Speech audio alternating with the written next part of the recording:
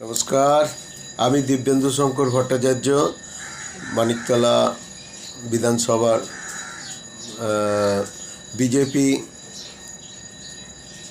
সাধারণ কর্মী দিব্যেন্দু শঙ্কর ভট্টাচার্য, ছদ্মনাম রুদ্র। আমি আপনাদের কাছে কিছু প্রতিবেদন দিতে চাই, যেটা এসআইআর সম্বন্ধে। এসআইআর হচ্ছে, যদি স্বচ্ছতার সঙ্গে এসআইআর হতো তাহলে আরও অনেক নাম বাদ যেত, কিন্তু স্বচ্ছতার সঙ্গে কোনো এসআইআর হচ্ছে না। এটা রাষ্ট্রপতি শাসন ছাড়া এসআইআর করা সম্ভব নয়। মমতা ব্যানার্জি যতদিন আছেন উনি গদিচ্যুত হতে চাইছেন না। যে করে হোক এসআইআরটা বন্ধ করব বা লণ্ডভণ্ড করব। উনি সারা ভারতবর্ষকে হিলিয়ে দেবেন, এরকম কথাও শুনেছেন। এগুলো যারা টেররিস্ট বা আতঙ্কবাদী, তারাই এই সমস্ত ভাষা বলতে পারেন বা এই সমস্ত কর্মকাণ্ড করতে পারেন। কোনো 12টা স্টেটের মুখ্যমন্ত্রী কোনো লোকের মধ্যে এই জিনিসটা নেই। ওনার মধ্যে কিন্তু এই লণ্ডভণ্ড করার পরিকল্পনা আছে, কারণ উনি বুঝেই গেছেন এসআইআর যদি স্বচ্ছতার সঙ্গে হয় তাহলে আমার স্থায়িত্ব থাকবে না।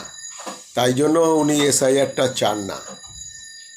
এই এসআইআর নিয়ে অনেক এখন চুপচাপ করে বসে আছেন, কারণ উনি জলটাকে আরও ঘোলা করে দিচ্ছেন। আর এর মধ্যে স্বচ্ছতাটা অনেকটাই নেই, তাই জন্য এসআইআরটা জন্য চুপ করে বসে আছেন। আর যারা রোহিঙ্গা বা বাংলাদেশি, তারা 25% গেছে, এখনও 75% বসে আছে, যারা 20 বছর 25 বছর ধরে অবৈধ সমস্ত কাগজপত্র বানিয়ে চুপ করে বসিয়ে রেখেছেন। এরা যতক্ষণ না যাবে ততক্ষণ ভারতবর্ষের শান্তি শৃঙ্খলা কোনো দিন সুষ্ঠুভাবে থাকা যাবে না। আর আমলাতন্ত্র এরা চায় যে এই জিনিসটাকে যতদিন বাঁচিয়ে রাখবো, তাহলে আমলাতন্ত্রদের সুবিধা, আমলাতন্ত্ররা এইগুলোতেই করে কমে খেতে পারবে। আপনারা দেখছেন অনেক ডিএম, ম্যাক্সিমাম ডিএমই এই কাজ করছেন।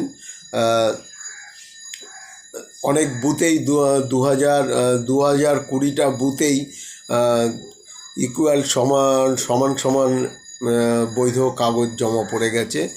যারা মারা গেছেন বা চলে গেছেন তাতেও ওখানে কোনো নজির নেই। ডিএমরাও এর মধ্যে জড়িত আছে, এবং আমলারা সর্বদাই চাইছে এইভাবে মমতাকে বাঁচিয়ে রাখা। আমলাদের কাজ কি এটা? আর গণতন্ত্র বলতে কি এটাই বোঝায়? যদি গণতন্ত্র বলতে এটাই বোঝায়, তাহলে ভারতবর্ষকে এই জঙ্গিদের হাতেই ছেড়ে দেওয়া হোক। আপনারা যদি তাই চান, আগামী দিনে এর পরিবর্তন অবশ্যই করবেন। আর দ্বিতীয়ত, আপনাদের একটা ছোট্ট গল্প শোনাবো। এই গল্পটা আপনারা ভালো করে শুনে নিন। সেটা হচ্ছে, অবৈধ লোকজন যখন কোনো দেশে ঢোকে বা রোহিঙ্গারা ঢোকে, তখন তারা সেই দেশে গিয়ে আধিপত্য করতে থাকে, দিনের পর দিন আধিপত্য তৈরি করে। তারপর ওই দেশ আমার বলেই তারা দাবি করতে থাকে। এই রোহিঙ্গাদের থেকে আজকে সারা পৃথিবী এবং দুবাই থেকে আরম্ভ করে দুবাই থেকে আরম্ভ করে যারা ইসলামিক কান্ট্রির লোকেরা পর্যন্ত এদেরকে অবৈধ বলে ঘোষণা করেছে এবং এদেরকে বিতাড়িত করেছে। চীনে দেখছেন আজকে বহু মসজিদ ভেঙে দেওয়া হয়েছে। এবং ইসলামী ধর্মের এটাই হচ্ছে সবচেয়ে বড় ওরা যে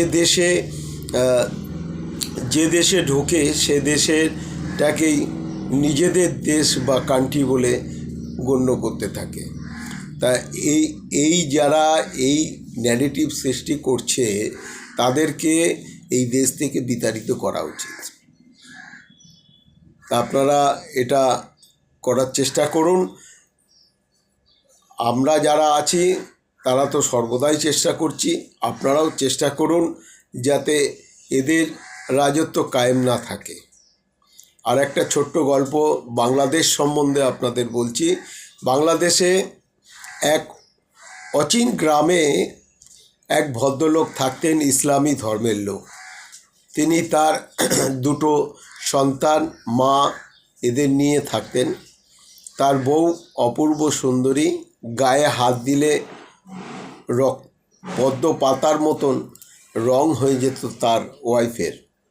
সেই ভদ্রলোক দুটো সন্তানকে নিয়ে তিনি বাস করতেন। তারপরে অচিন গ্রাম থেকে দুটো সন্তান হওয়ার পর তার ওয়াইফকে নিয়ে ঢাকায় ঘুরতে আসতেন। আর সন্তানরা যদি জিজ্ঞেস করতো যে বাবা তুমি মাকে কোথায় নিয়ে যাচ্ছ, বলছে বেড়াইতে নিয়ে যাচ্ছি।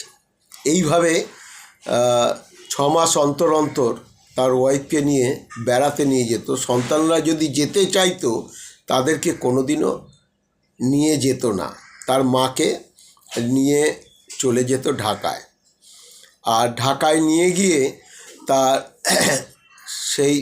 তার নিজের ওয়াইফকে, ঢাকায় যেহেতু একটা ভালো শহর, বিভিন্ন দেশের লোক আসে, বিভিন্ন দেশের লোক ওখানে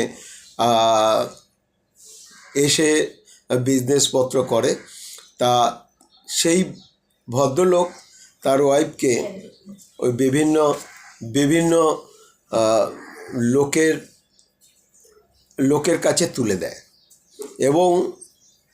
এবং ওই লোকের কাছে তুলে দেওয়ার ফলে প্রচুর অর্থ উপার্জন করে সেই অর্থ তারপরে 6 মাস 7 মাস বাদে উনি নিয়ে বাড়িতে আসেন। কিন্তু তার সন্তানরা যদি তার মায়ের কাছে যেত, তার মা সন্তানদের গায়ে পর্যন্ত হাত দিত না। তা এই হচ্ছে ইসলাম ধর্মের কথা। আর যদি হিন্দু ধর্মের মেয়ে হয় তার থেকে তো আরও বেশি অত্যাচারিত হয়। তা এই ইসলামকে আপনারা যদি সমর্থন করেন তাহলে বুঝতে পারছেন যে আপনাদের পরিণতি কিন্তু ঠিক এই রকম জায়গায় পৌঁছবে। আপনারা এটা বুঝেই আজকে ভারতীয় জনতা পার্টির সঙ্গে একমত হয়ে কাজ করার চেষ্টা করুন।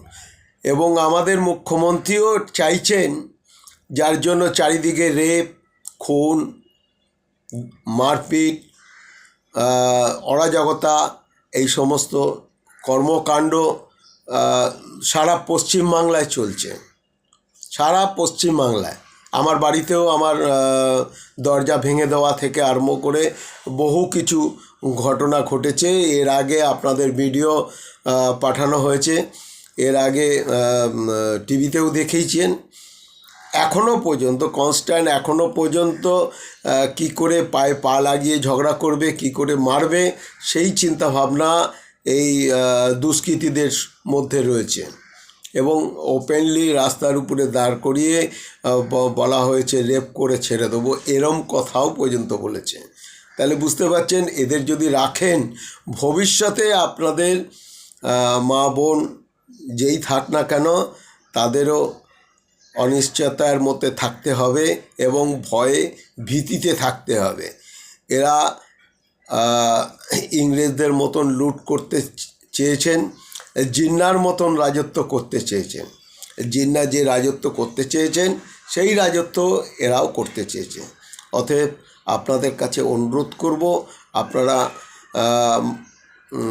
আপনারা চিন্তাভাবনা করবেন এবং এই জায়গা থেকে আমাদের পশ্চিমবাংলাকে বাঁচাবার চেষ্টা করবেন। জয় হিন্দ, ভারত মাতা কি জয়, জয় পশ্চিমবাংলার জয়। নমস্কার।